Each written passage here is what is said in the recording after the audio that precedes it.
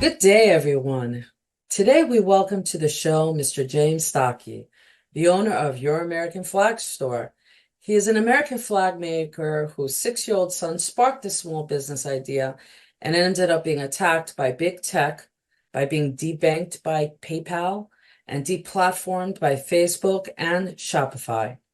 Currently, due to the national media coverage surrounding their company being canceled, they have taken on the task of pursuing anti-cancel culture, which is being voted on in the Tennessee House of Representatives this February. Welcome back to the show, James. Thanks for having me back. Fabulous. Let's get into this because a lot has happened since the last time we spoke to you, I think in last September. So first, remind the folks what happened. How did this occur, being debanked and deplatformed? Tell us how that happened. Well, our company started and, it was pre-COVID. So our company, before COVID, we were going around to rodeos and that kind of thing, selling our flags, setting up a booth and just talking to all the people at these events. And when COVID hit, obviously all that stuff ended. So we had to kind of rebuild ourselves online. And at that point, really the only way to do that was selling flags on Facebook and Twitter and other social media platforms. So we did that for several months and learned how to use the platform. And as soon as we really learned it and got it figured out, we got into a good groove and we're getting really good traction. So much that we were able to get ourselves out of debt completely for the first time in our marriage, my wife and I, my marriage. And then we saved up enough money to buy our own house. Of course, at this time we were in California and nobody can afford a house in California. So we had to move out of California and we chose Tennessee as our new home state. And ever since then, for about, I guess, 3.5 years now, we've been here. We love the state. We love all the new freedoms that we've never gotten to experience before living in California. And shortly after we were here, really when kind of the previous 3 or 4 years of hard work started really paying off. We got a lot of traction on social media and with sales. And right when we got that traction, we were canceled. Facebook pulled off. They suspended our ad privileges, is how they put it, claiming that we were selling products that went against their community standards. And all we sell are American flags. At that time, that was the only thing on our website. So that we tried to get some clarity on what exactly rules we were breaking, or if we could, figure out some kind of compromise. And when you're dealing with a company the size of Facebook, there's nobody that you can talk to. So it was pretty much we were not going to be allowed to place ads on Facebook, which during COVID was really the only way we could sell our flags. Shortly after that, I reached out to every single radio station, TVs, to any place that we could place an ad that we could start selling our flags again. Nobody would touch us. So we didn't have any choice but to try to go to the media and see if the media could convince Facebook to reconsider and let us sell our American flags on Facebook. Luckily, we did get we got a bite. The guys at Newsmax saw the story, thought it was a good story to share with the American people. We did. We went on there on the Rob Schmidt Tonight Show. With that show, we got at that time the equivalent of about 6 months worth of sales. So the immediate problem of having no money coming in and all the bills stacking up, that solved that immediate problem, but still it wasn't a permanent solution. We still weren't allowed to advertise. We had nothing that we could sustain our business with. So after we were on the news, we went to go fulfill all the orders, which means we had to figure out how much wood we needed, how many screws we needed, how much paint, all that kind of thing. As soon as we gathered all that stuff up, we went to place a bulk order, which was really cool because the first time we had enough sales at one time where we could get a discount on the supplies. And the discount was substantial. We're talking, about $1,000 that we could save by buying everything together. So when our supplier went to run our card, they said, "Sorry, man, it's not working. The card was declined." And I was like, "That's impossible. We have more money in our bank account than we've really almost ever had. So how could that be?" So we called our debit card provider, which was PayPal, and said, "What's going on? What do we got to do? We're trying to make a purchase to buy this stuff so we can get all these flags built." And they said, "Well, we froze your account because we've evaluated your business and it appears that you have a shady business model. So for you to get this money, you're going to have to fulfill 100% of the orders that you have, and then we will revisit it, do a new internal evaluation, and we'll let you know at that time if we're going to return your money." And I said, "Well, when does this happen?" And they said it would be a minimum of 6 months. Oh my God, dear So God. at that time, they were holding it was about I think about $110,000, which is a lot of money. My wife and I have never had that. Like I said, it took us a long time to get out of debt and get in a position where we weren't renting in month to month. We hadn't had a day off in, I think, 3.5 years. And to this day, because of the cancel culture, we haven't really had too much of a day off. I think we've had about 3 or 4 days off in the last 6 years. Um, so it really just kind of went down from there. As soon as Facebook canceled us, and then PayPal was holding our money. Now what they've done is they've cut off our money supply.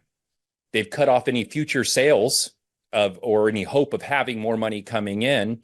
And then Shopify stepped in, which is where we were hosting our website, and they took down all of our best-selling flags. And those flags for us were our military flags, our first responder flags, then blue line flags, then red lines for police officers and firemen.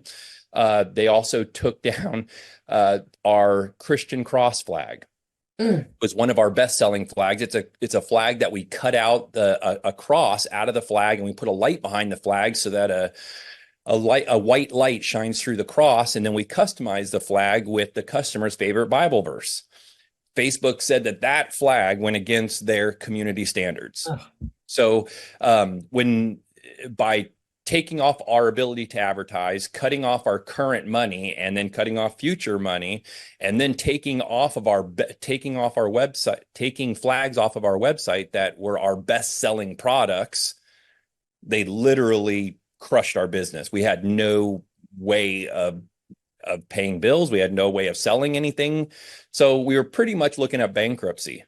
And then luckily, so what really happened was that I had gone everywhere to try to find new sources to advertise, and we were very limited. Again, this is COVID, so we can't go to a rodeo, we can't go to a gun show or anything like that and set up a booth and talk to people and sell our flags. We're literally depending on the internet, and the internet is run by a bunch of jerks. And they said, "No, you're not allowed to sell your products anywhere." So our business was built. I mean, we worked our butts off to build it, and overnight big tech was able to literally just shut us down. And there's no remedy. You can't go there. There's no specific law that was being broken. It was really just a matter of ethics and what's right. And those companies aren't really interested in doing what's right. They saw that we had products that they didn't agree with, and so they weren't going to let us sell them. That's an incredible story because you're part of Americana. You're not hurting anybody. Code of ethics going against their standards. This is all ridiculous. Obviously, this is an attack on our patriotism and our way of life.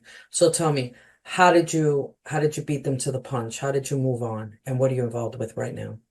Well, I guess really what happened was that after we went on Newsmax, that kind of put us into the national spotlight. So we had a certain amount of time that we needed to figure some stuff out.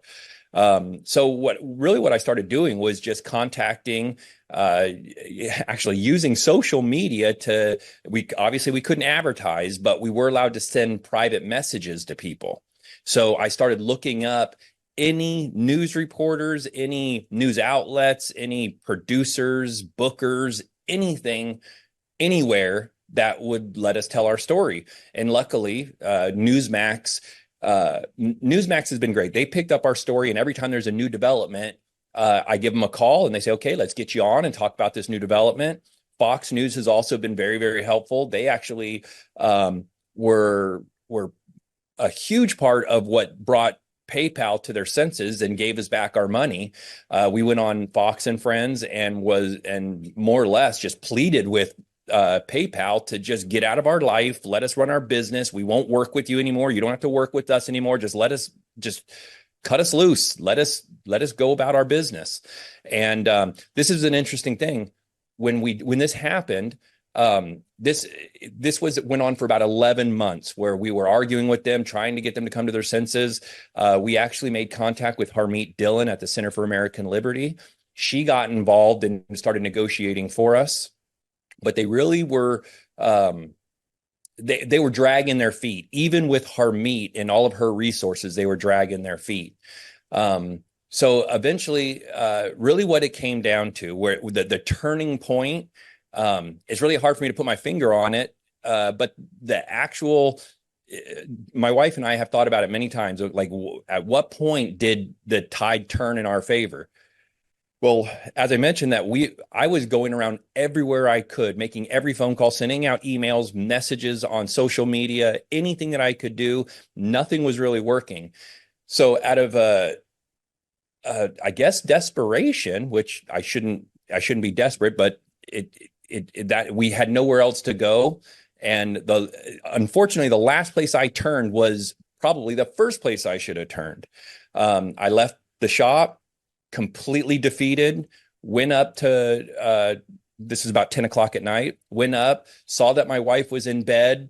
It looked like she had been kind of probably crying. I've never seen my wife cry, by the way. She's a tough cookie. She doesn't cry at anything.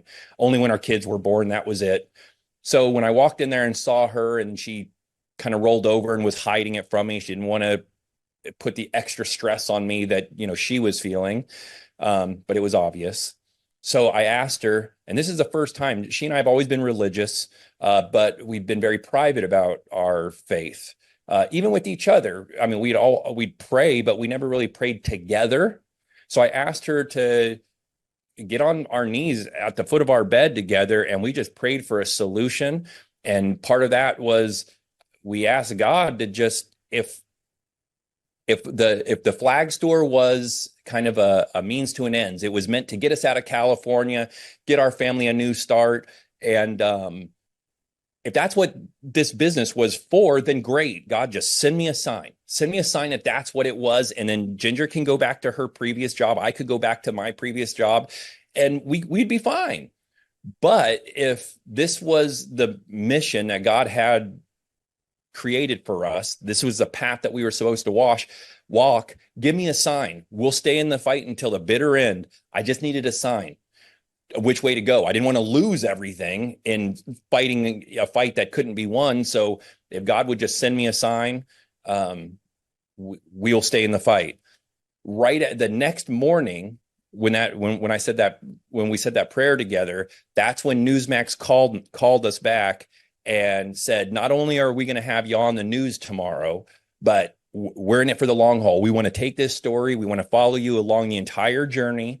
Any developments, call us. We'll get you on the news.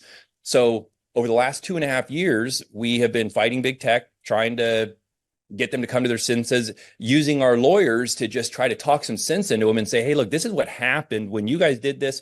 We don't know. And I wasn't trying to accuse them of anything, but whether they knew it or not, we tried to explain, this is what the tactic that you guys are using is doing to our family. If you don't like our business, great, but this is what you're doing to our family. Recognize what you're doing and fix it. This isn't right. And the way that it all just kind of turned out was that from that point on, Newsmax was part of our story. Fox News was part of our story. Real American Voice was part of our story. And every time that we had a new development, we got to go on TV and tell the public about it. And the main thing that we started doing at that point was contacting. I switched from contacting reporters and bookers and producers to contacting congressmen and senators. And when Amazing. we did that, we ran into Monty Fritz, who is our local congressman here in Tennessee.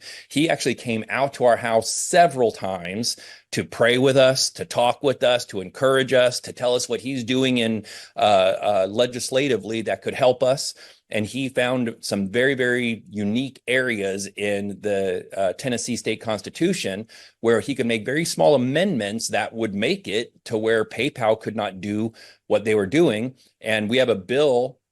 We've been advocating for anti-cancel culture legislation now for about 2 years.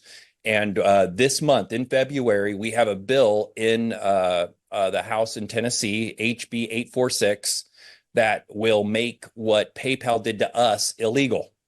And so what would happen at that point going forward would be that when a banking institution, be it online or a walk-in bank, wants to put a hold. Now, obviously, there's good reasons to put holds on banks, right? There, if someone's doing fraud or someone's doing something nefarious, yeah, you got to put a hold on it to stop the illegal activity. But there's ways to do it, and there's ways that the bank has to go about doing it that's legal. They just don't get to one morning say, hey, yeah, cut this guy's money off. They have to go through a process.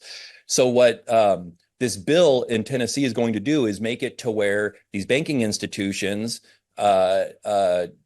particularly regarding big tech banking like PayPal and Square and that kind of thing, would have to give their customer, which is us, the store, a 90-day notice if they're going to put any holds on their accounts because they're not going by community standards or they just don't like them.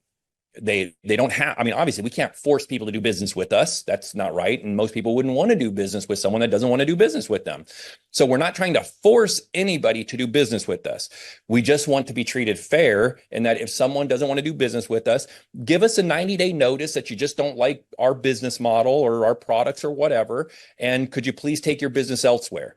And in that, now, if PayPal would have done that to us, instead of just freezing our money for 11 months, if they would have just called us and said, hey, look, we're not really wanting this relationship and we want to move on. We'd like you to move on. You got 90 days to find a new banking institution. If they would have given us that courtesy, we would have just gone and gotten a new bank, within a day, maybe two, transferred the money, gone on with our business, and everybody would have been happy. PayPal wouldn't have had to deal with us. We wouldn't have had to deal with them. Our business would have never had that hitch. So that's what HB 846 is going to do. We have another bill that will be brought up later in the year that will actually address the social media platforms outside of the banking institutions. All the social media platforms have advertising aspects to their platform, which, they're all good. I'm not complaining about that. But the way that they use them has to be fair. It has to be available to everybody, and they can't discriminate based on, if I'm a Trump supporter or if I'm a Biden supporter for that matter. Nobody should be discriminated against because of their political views. If, that's the great thing about democracy, is that we're all allowed to think differently. So we're trying to address that in Tennessee. And if we are successful, and I believe that we will be, we're going to try to get our bill to be picked up in other states. Once you have had 5 states pick up a bill, it's eligible for review on the federal level. And if we can do that, then we could get a federal bill put together, and that would make it a nationwide thing to where these banking institution and social media platforms would no longer be allowed to use their platforms to close down conservative Christian businesses. Well, this is absolutely an incredible story. And certainly God intervened in your life and is using you and your family and your company because I suspect there are many small businesses that are patriotic, who love their country or love their faith. and are probably suffering the way you are. This is not an anomaly. But you're spearheading this mission so that no one else can get hurt. This is an amazing story. We're so grateful to hear this and also to follow up with all this that is going on because I think you're right. It makes common sense to have Tennessee through the HB 846. There's no reason for it not to pass. And as you said, to get 5 states across, now it can be addressed at a federal as a federal bill.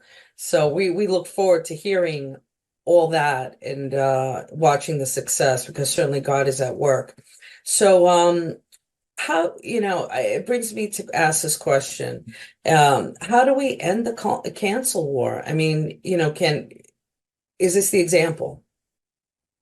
I'd like to say that we could all just sit down around a table and have a discussion about, just how to treat people and how to treat businesses and how businesses should treat businesses and how businesses should treat people. It'd be great if we could just sit down and do that. And if I felt that that was even remotely possible, that's the route that I would take. But it's not. The only way I believe that we can get this accomplished is through legislation. I just don't think that big tech is capable of doing the right thing. I think that they're too invested into their narrative, into their agenda, and they're going to pursue it, until they're stopped. And I don't want to make that to seem like I don't want them to be able to pursue their own political views. They should be allowed to. Everybody should be allowed to do that, but they shouldn't be allowed to silence their opposition or people that think differently. In fact, it's the opposite. The more we talk about it, the better it is. I remember one time I had a conversation with my grandmother, this was years ago, and I asked her, what's changed the most in our society? And what she mentioned was dinner table talk. When she was growing up, what they talked about at the dinner table was God and politics. And today we're told that's all taboo. Don't talk about it. Don't mention it. Shush, just don't talk about it. And what happens when people don't talk is that they, you start hearing a conversation. And if you stop talking, you just start doing this. And then to hear each other, you got to yell to get to cover that distance between you. And now you're just yelling at each other and nobody wants to be yelled at. Nobody wants to listen to someone yell and nobody really wants to yell at other people. So I think that the best thing to do is for all of us just to talk and talk as much as we possibly can. And the irony in it is that the best place for all of us to talk, if you're in California and New York and you want to have a conversation, social media is where you have it. And I think that these platforms understand that if all the people were really allowed to have open conversations, fair conversations, and sincere conversations with each other, there would be no divide. And we would all just kind of love each other again and be proud to be Americans again and support each other in our own face.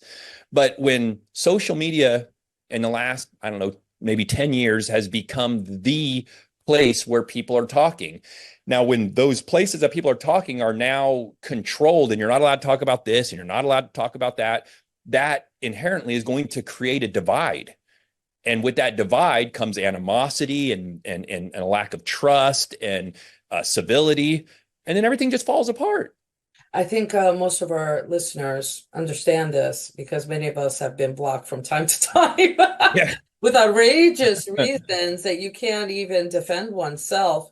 But it makes so much sense what you're saying, and I'm also very excited because not only are you making flags and as a business person pursuing your interests and providing a need to the community, but I hear that you also are doing something really special in hosting your American Flag Day this June 14th. Tell us a little bit more about that.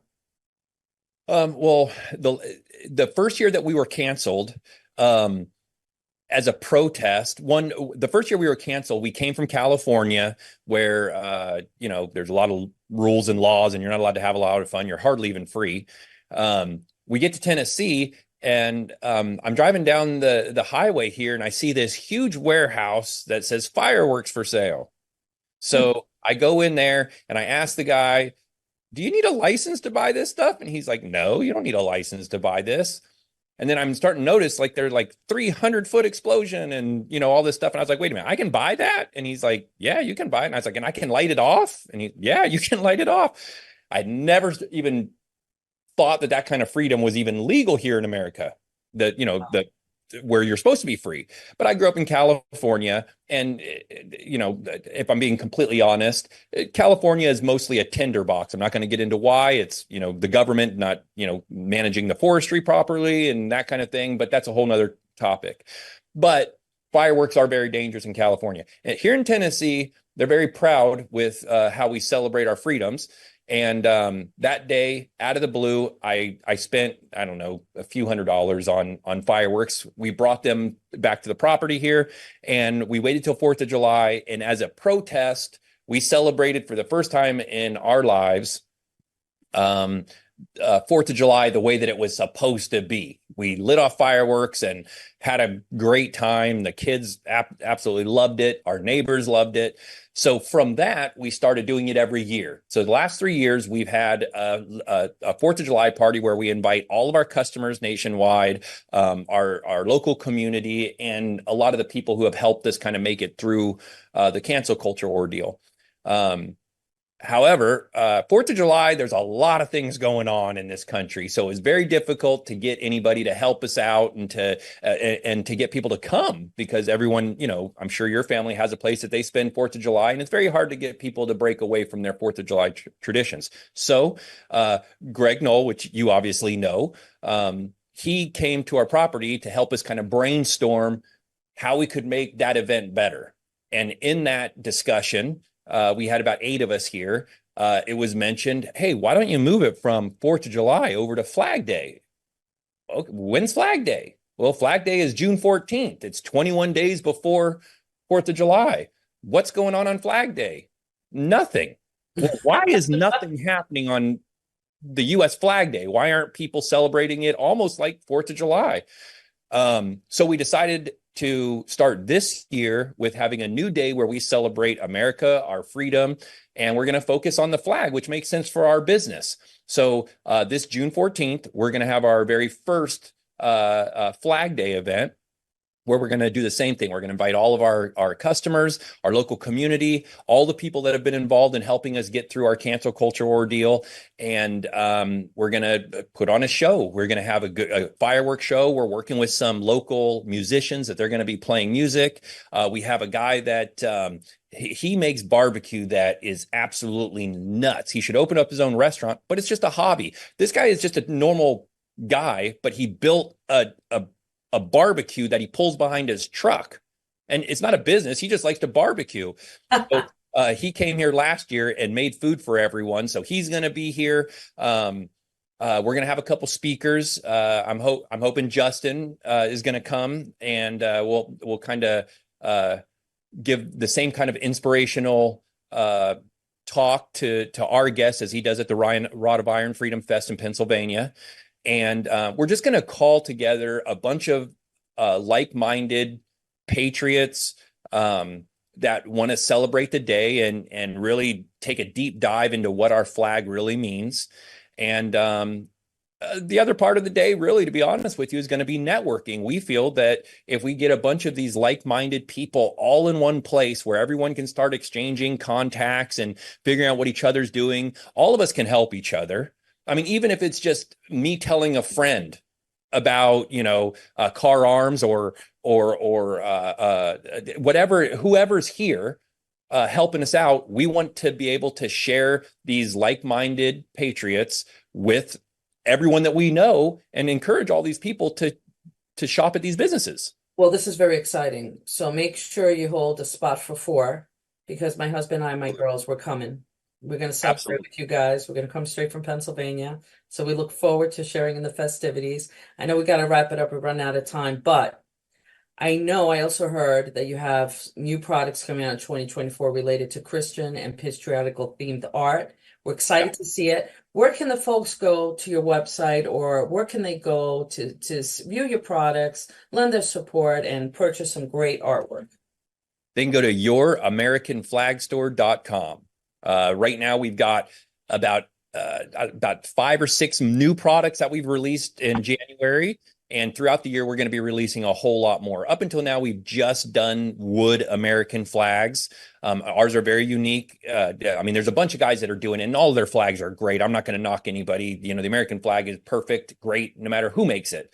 Ours are a little bit unique where it is 100% handmade, to where I make all the flags, and my nephew and my wife does hand painted artwork on it. So every single star on our flags is painted by hand. When you get it, you'll see brush strokes in your artwork, and that's very unique to what we do. It's more, not more than just a flag, but it's artwork, and it's a family effort. So that's you can go to our website to get it, and throughout the year we're going to be offering a whole lot of new stuff.